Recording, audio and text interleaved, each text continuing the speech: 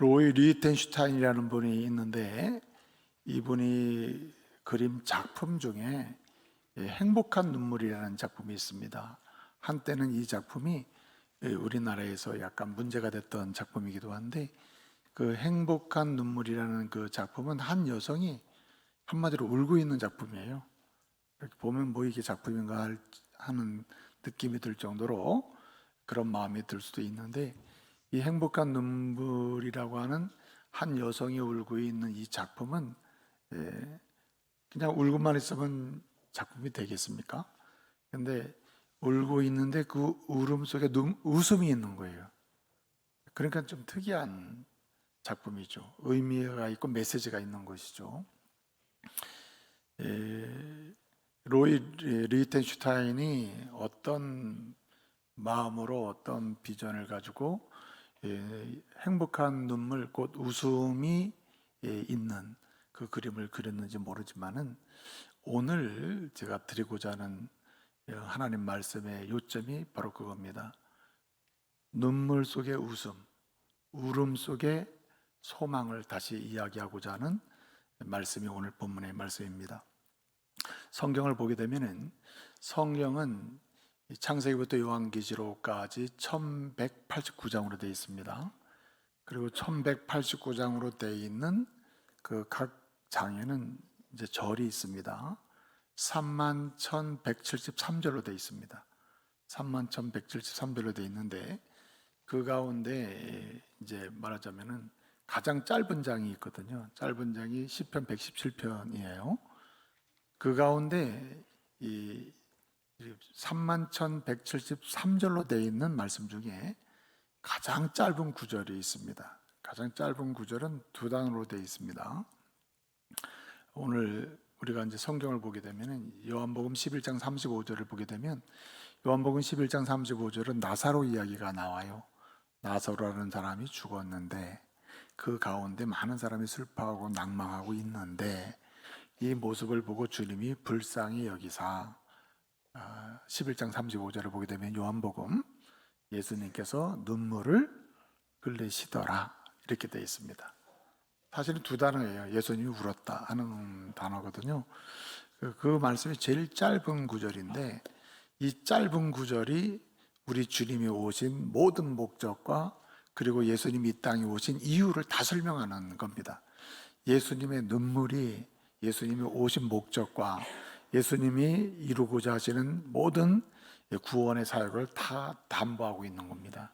그 눈물 속에 웃음이 있는 거예요. 희망이 있는 것입니다. 예수님의 눈물 속에 예수님이 주시고자 하시는 믿음과 소망과 사랑이 있는 거예요. 한마디로 예수님을 통해서 주의 택한 모든 백성들이 웃게 만들고자 하시는 하나님의 구원의 소식이 있는 것입니다. 여러분, 오늘 본문 말씀 보게 되면 우리 예수님이 빌라도 법정에서 재판을 받으셨습니다. 그리고 이제 사형 선고가 내려졌어요. 십자가 처형을 받게 된 겁니다. 그래서 우리 예수님이 이제 십자가, 자기가 이렇게 달릴 십자가를 지시고 골고다 언덕길을 걸어가십니다. 걸어가시는데 이제 흔히 비아돌로로스라고 하거든요. 비탄의 길, 슬픔의 길, 아픔의 길이라는 뜻인데, 그 길을 우리 예수님이 이제 걸어가시게 된 겁니다. 십자가를 지고 걸어가셔요. 근데 이 십자가를 지고 처형장으로 가는 길에서 있었던 일 두 가지가 있는데, 공간복음 마태, 마가, 누가복음에 세 복음서에 다 기록된 사건 하나는 뭐냐면 구레네 시몬의 사건입니다. 예수님이 십자가를 지고 올라가시는데 육체의 한계, 매를 맞고 그리고 완전히 지친 상태, 이런 상태에서 있을 때 이 로마 군병이 예수님의 십자가를 구레네 시몬이라고 하는, 구레네 출신인 시몬이라는 사람이 그것을 구경하고 있단 말이에요. 그래서 시골에서 올라온 사람인데 그 사람을 보고 네가 좀 십자가를 져라. 그리고 그 예수님의 한계에 완전 고난을 당하심, 우리를 위해서 모든 짐을 져주시는 그 고난당하신 주님을 잘 드러내는 모습 중에 하나가 십자가를 대신지게 되는 사건이거든요. 그만큼 예수님이 고통과 고난과 아픔을 당하셨다 하는 것을 보여주는 거거든요. 그래서 그 사건을 기록하고 있는 것입니다. 마태복음에도 마가복음에도 누가복음에도 이 구레네 시몬이라는 사람이 예수님의 십자가를 억지로 지게 됐다. 그 이야기가 기록되고 있습니다. 이 사건이 나중에는 어떤 결과를 초래하냐면은 이제 우리가 로마서 16장까지 이제 쭉 이렇게 서신서까지도 연결돼서 나오는 이야기가 한마디로 이 구레네 시몬의 말하자면은 이 시몬의 아내, 시몬의 아들, 그 가문이 다 예수를 믿고 구원받게 되는 이야기가 나중에 쭉 기록이 되고 있습니다. 억지로 십자가를 진 사건이 그런 결과를 가져온 이제 한마디로 믿음으로 응답한 사건이 돼버린 거죠. 그 이야기가 기록되고 있어요. 그 다음에 두 번째 사건이 있는데 이 두 번째 십자가를 지고 가는 처형장으로 가는 과정 중에 있었던 두 번째 사건인데 이 사건은 마태복음이나 마가복음에는 기록이 안 돼 있습니다. 누가복음에만 기록되어 있는 말씀인데 그것이 오늘 우리가 읽은 28절 이야기입니다. 27절, 26절까지는 구레네 시몬이 십자가를 졌다는 이야기가 나오고 오늘 27절을 보게 되면 백성들 및 말하자면 예수를 위하여 그를 위하여 가슴을 치며 슬피 우는 여인들의 무리가 예수님을 따라왔다고 27절에 오늘 말씀하고 있습니다. 가슴을 치며 슬피 울면서 예수님을 따라가는 여인들 그리고 또 다른 무리가 있었다는 거예요. 이 모습이 십자가를 지고 가는 예수님을 따라가는 사람들의 모습인데 이때 예수님의 상황은 어떤 상황입니까? 로마 병정들이 보기에도 인간의 육신적 한계, 감당하기 어려운 한계에 처한 상황, 지친 상황. 그러니까 이 십자가를 구레네 시몬에게 지게 했다는 말이죠. 이 사건이 기록된 다음에 오늘 본문에 우리 예수님의 모습은 어떻겠어요? 지쳤죠.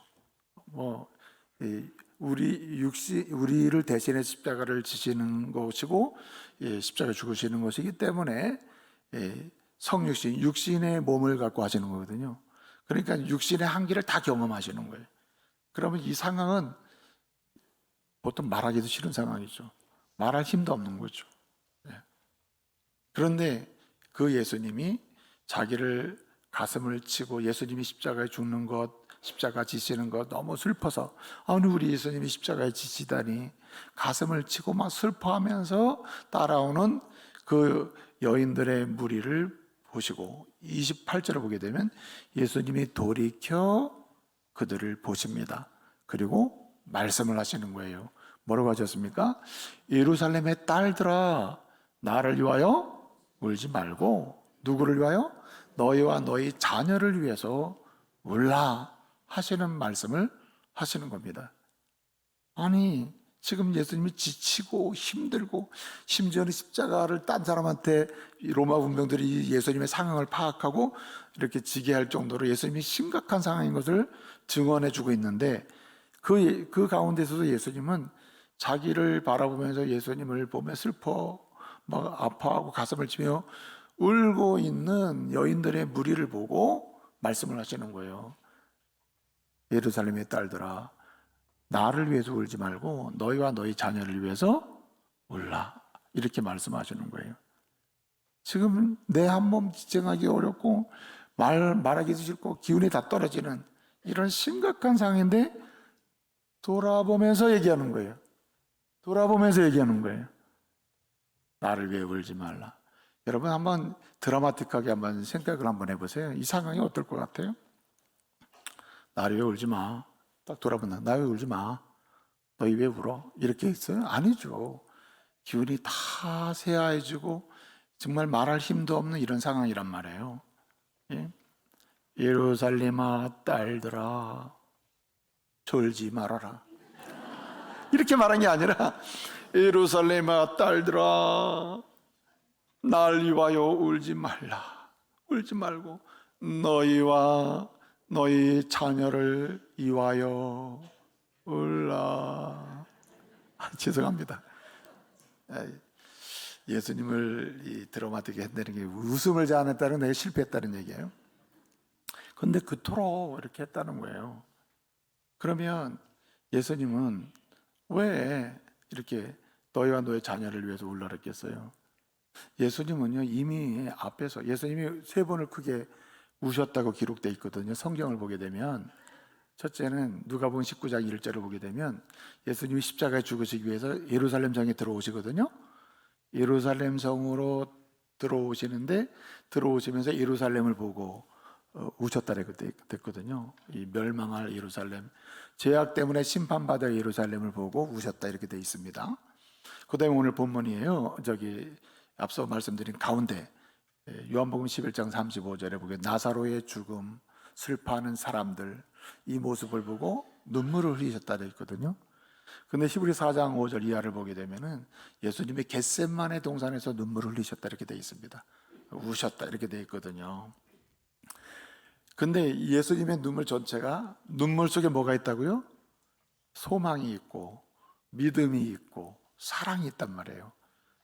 여러분, 오늘 주님 말씀하십니다. 이 시대는 울어야 될 때다. 하나님의 자녀가 해야 될 주님의 명령, 받아야 될 명령 중에 하나가 뭐냐면 너와 너 자신을 위해서, 너 자녀를 위해서, 내가 소중히 여기는 것을 위해서, 내 부모가 소중하냐? 부모를 위해. 내 아내가 소중하냐? 그럼 아내를 위하여. 내 남편이 소중하냐? 남편을 위하여. 내 조국이 소중하냐? 내 조국을 위하여 울라고 주님은 말씀하고 있는 것입니다. 여러분, 주님의 울음 속에 믿음과 소망과 사랑이 시작되고 그 유익이 믿는 자에게 그렇게 주어지듯이 예수를 믿고 구원받은 자가 울어야 될 때 울게 되면, 눈물로 기도하게 되면 우리도 유익을 얻고 우리의 기도의 대상이 되는 자녀도, 민족도, 우리의 소중한 사람도 하나님의 은혜를 누리게 될 줄 믿으시기 바랍니다. 지금은 은혜 받을 때인데 은혜 받을 길이 없어요. 은혜 받을 때인데 은혜 받을 길이 있는데 은혜 받을 길을 찾지 않고 가지 않아요. 그 은혜 받게 하는 길이 무엇입니까? 그리스도의 이름으로 우는 거예요. 우는 거. 눈물로 기도하는 것입니다. 소중하다면 기도해라. 내 인생이 소중하게 느낀다면 정말 주님의 이름으로 눈물로 기도해라. 내 자녀가 소중하다면 내 자녀를 위해서 눈물로 기도해라. 네 민족이 소중하다면 예수의 이름으로 그 민족을 축복하며 눈물로 기도하라는 거예요. 여러분, 눈물로 기도하는 자가 있는 그 가정은 부흥이 일어납니다. 눈물로 기도하는, 정말 예수 이름으로 기도하는 그 사람이 있는 그 사람의 자녀들은 다시 영적 부흥을 보게 될 거예요. 아무리 우리 민족이 혼란하고 무질서하고 캄캄합니다. 갈라지고 찢어지고 내가 어디 파고 이런 분열의 시대에 놓여 있을지라도 하나님의 자녀여 그리스도의 이름으로 새 사람 된 주의 백성들이 예수의 이름으로 눈물로 기도할 때 우리 조국의 현재와 미래는 열릴 줄로 믿으시기 바랍니다. 여러분, 우리 조국의 위기 상황은 항상 있었어요. 그때마다 여러분, 조국의 아픔과 조국의 민족의 그 고단함과 문제를 끌어안고 눈물로 그리스도의 이름으로 전능하신 하나님께 기도하는 믿음의 조상들이 있었고, 믿음의 하나님의 사람들이 있었습니다. 믿음의 종들이 있었다는 거예요.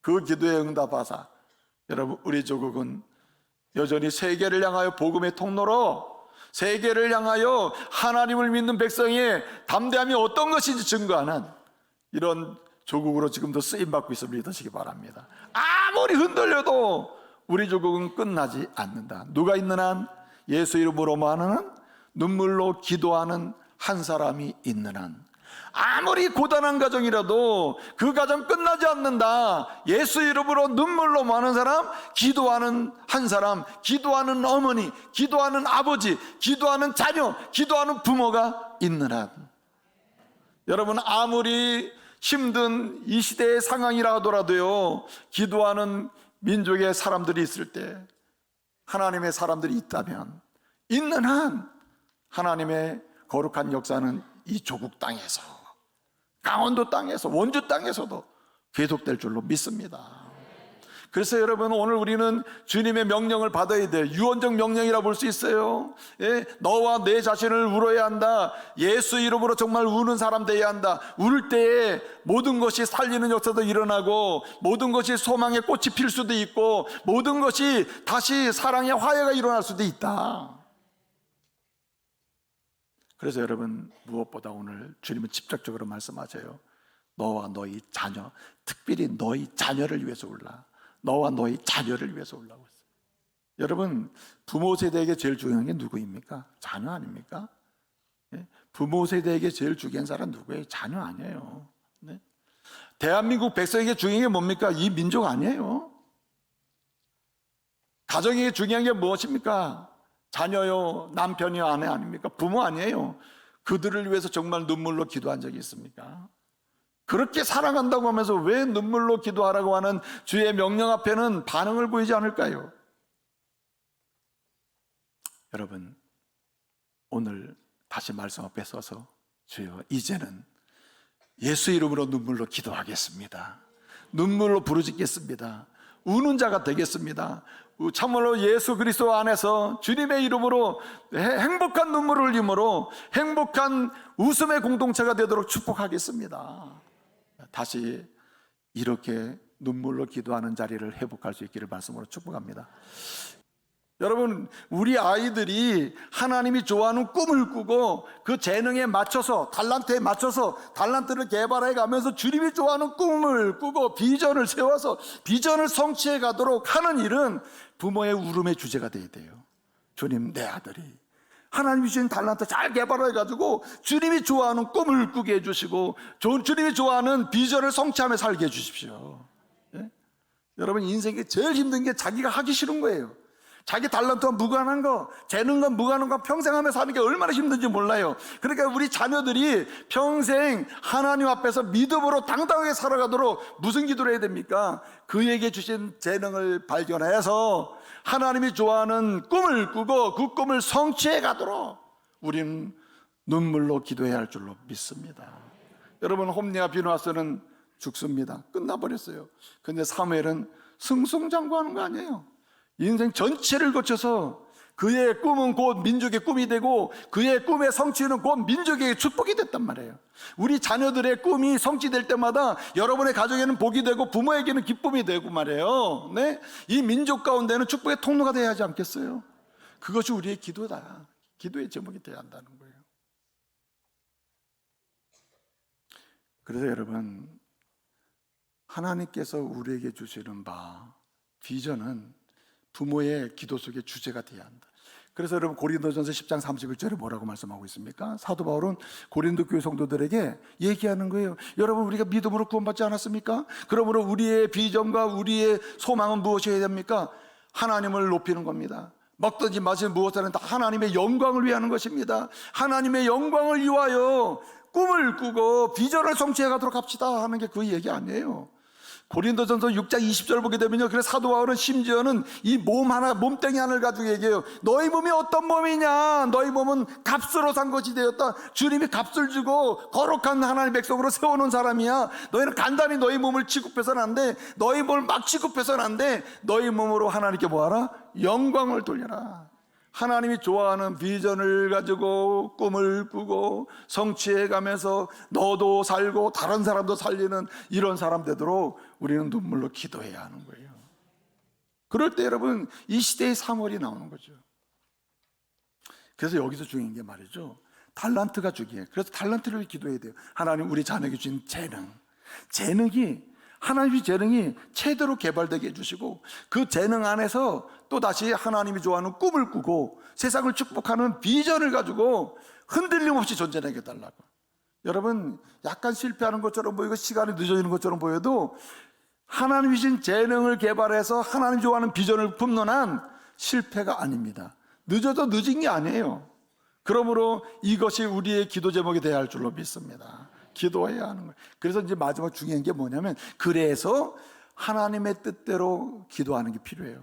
자녀에게 줄 수 있는 최고의 선물 중에 하나가 뭐냐면 하나님의 뜻대로 기도해라. 하나님의 뜻을 구해라. 하나님의 뜻대로 기도하면 너의 비전, 너의 꿈 하나님 이루어주신다. 하나님, 내가 이런 달란트가 있고 내가 이런 일 하고 싶은데 주님의 뜻대로 좀 할 수 있도록 지혜도 주십시오. 명철을 주십시오. 네? 방법도 주시고 도울 만한 사람도 만나게 주십시오. 이거 누가 기도해 줍니까? 1차적으로는 부모가 기도해야 하는 것 아닙니까? 그래서 주의 뜻대로 기도하는 이 삶을 알려주는 것처럼 중요한 게 없습니다. 주의 뜻대로 살도록 이렇게 알려주는 것만큼 중요한 게 없다. 그래서 여러분, 요한일서 5장 14절을 보면 이런 말씀이 있어요. 네? 그를 향하여 우리가 가진 바 담대한 것이 이것이니 뭐라 그랬습니까? 그의 뜻대로 무엇을 구하면 곧 들으시면 했어요. 하나님의 뜻대로 꿈을 꾸면 하나님이 이루어주신다, 이 얘기예요. 하나님의 뜻대로 비전을 세우면 하나님이 이루신다. 하나님의 뜻대로 구하며 내가 하나님의 앞에서 내 삶의 헌신을 하게 되면 헌신의 결과는 주님이 만들어 가신다, 그 얘기예요. 그의 뜻대로 무엇을 구하면, 이것이 내 비전이든 내 삶의 여정이든 구하면 주님이 들으신다. 그래서 여러분, 자녀를 위해 기도할 때, 또 소중한 사람을 위해 기도할 때, 민족을 위해 기도할 때, 주여, 이와 같이 혼돈된 속에 있는 우리 민족이 어떠한 상황에서 이 민족이 주의 세계를 향한 축복의 통로로 하나님의 매핑, 이 지도를 그리시고 계시는 게 있을 텐데, 주님의 뜻을 우리 민족이 알고 우리 민족이 오늘의 문제를 풀어서 결국 주의 뜻을 이루어가는 민족이 되게 해달라고. 여러분, 우리 민족은 절대 만만한 민족이 아니에요. 가벼운 민족이 아니에요. 우리 하나님이 이 민족을 선택할 때부터 우리 민족은 세계를 향한 축복의 통로가 되었습니다.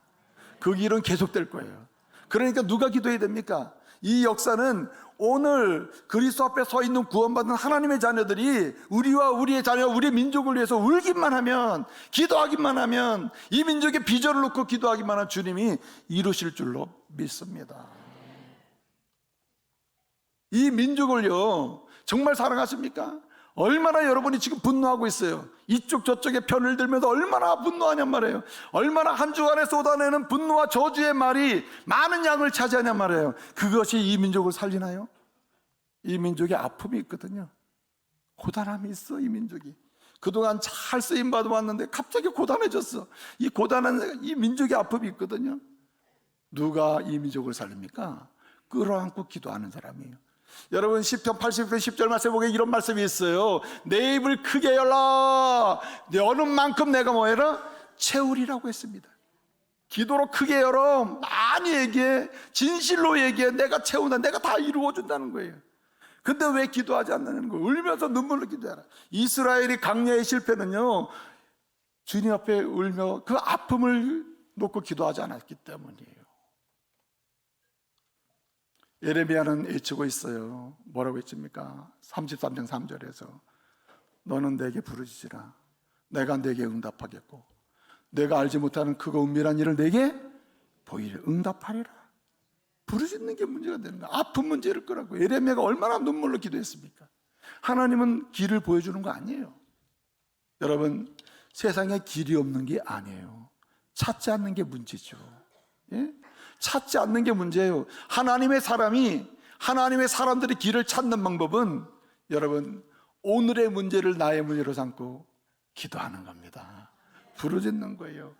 뭔지는 모르지만 내 아이가 아픈 부분이 있을 텐데 우리 하나님께서 치유해 주시고 보듬어 주시고 이 문제를 상담해서 풀어줄 수 있는 좋은 친구도 붙여주시고 믿음의 선생님도 붙여주고, 이렇게 축복하며 눈물로 기도하며 가다 보면 때로는 엄마가 치료자가 되기도 하고 때로는 선생님이 믿음의 선생님 만나가지고 상담을 통해서 회복되기도 하는 거예요. 기도하는 자의 자식은 절대로 망하지 않는다. 여러분, 성 어거스틴의 어머니 모니카는 얘기하는 거 아니에요? 내가 평생 기도했더니 내 아들 20살까지 호랑방탕하고 술좀뱅이가 돼가지고 엉망이었잖아요. 그런데 여러분, 때가 되니 주님이 하나님의 사람을 만들어 놔요. 울며 기도할 때라. 여러분, 주님의 유언적 명령 앞에 다시 서 보십시오. 이제는 좀 울자. 우는 곳에 하나님은 웃을 수 있는 응답의 역사를 주실 줄로 믿습니다. 기도하겠습니다.